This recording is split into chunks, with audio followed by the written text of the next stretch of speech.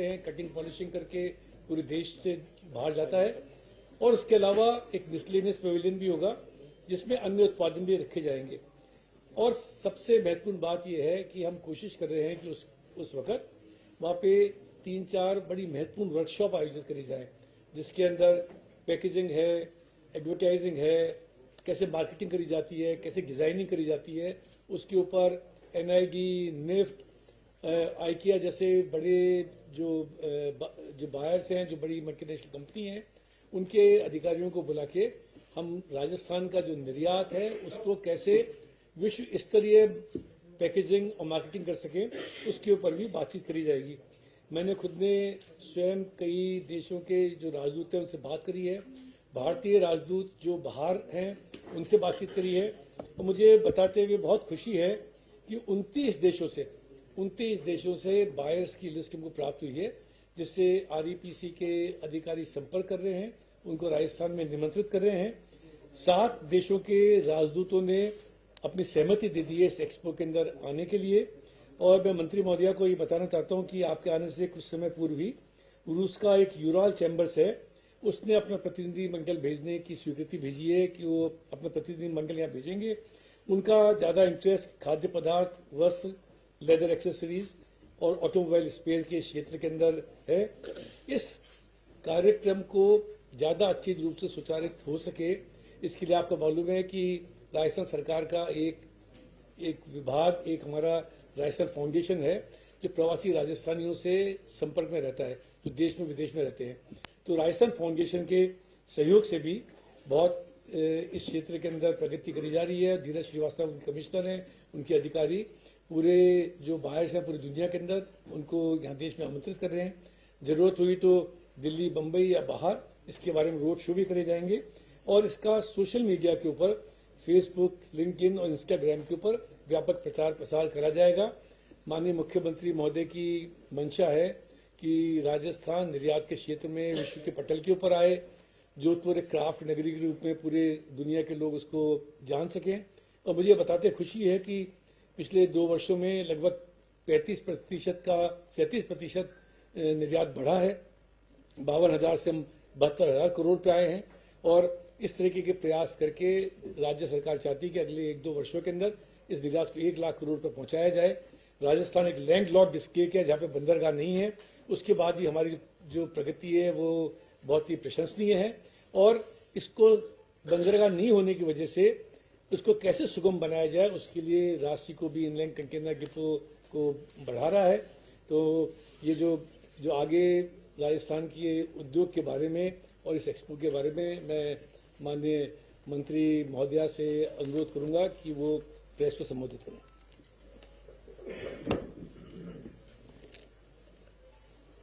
आज की प्रोग्राम में उपस्थित हमारे राजस्थान संवर्धन परिषद के चेयरमैन सम्माननीय राजीव जी अरोड़ा साहब,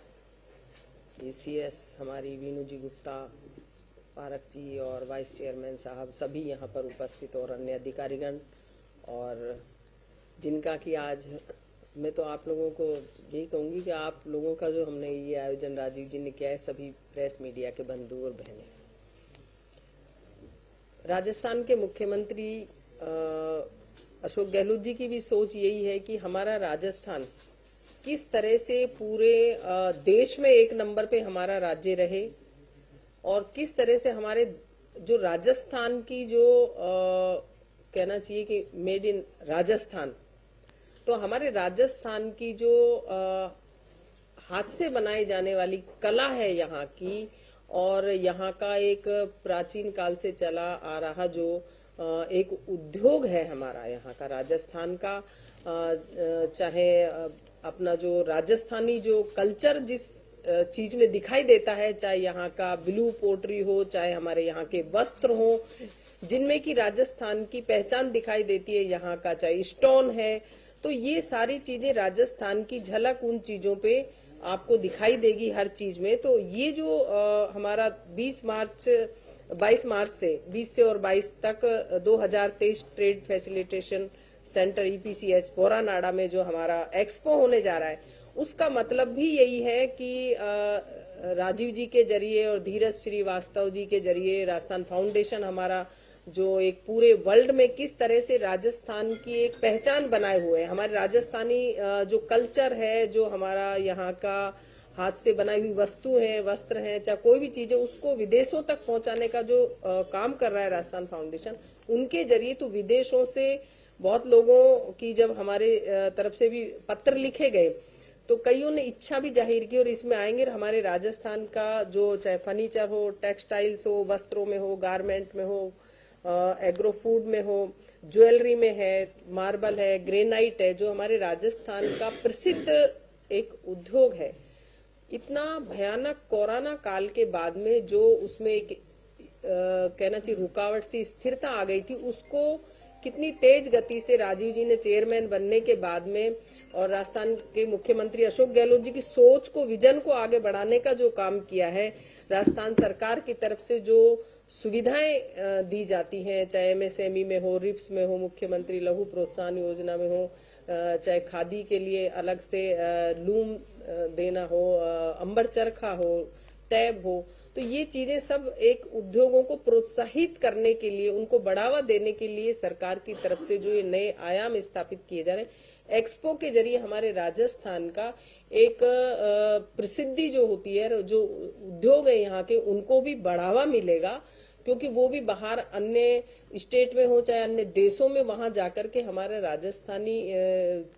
मेड इन राजस्थान की जो वस्त्र है, जो भी स्टोन है, कोई भी ज्वेलरी है, आप वैसे भी देखेंगे कि प्रसिद्ध है। अभी चाहे दिल्ली में हमारी जो सेल लगी हो तो उसमें हो, चाहे खादी की यहाँ पर लगी हो, तो किस तरीके से सैलानी भी वहां पर आए और हमारे कितने करोड़ों रुपए की वहां इन विभागों को आमदनी हुई, रूड़ा है, हैंडलूम है, हैंडीक्राफ्ट है, इन चीजों को बढ़ावा देने का लिए इस तरीके के आयोजन किए जाते हैं। और एक्सपो के जरिए मैं उम्मीद रखती हूँ कि बहुत ज्यादा इसमें हमारे राजस्थान का निर्यात को बढ़ावा मिलेगा और हमारा निर्यात अभी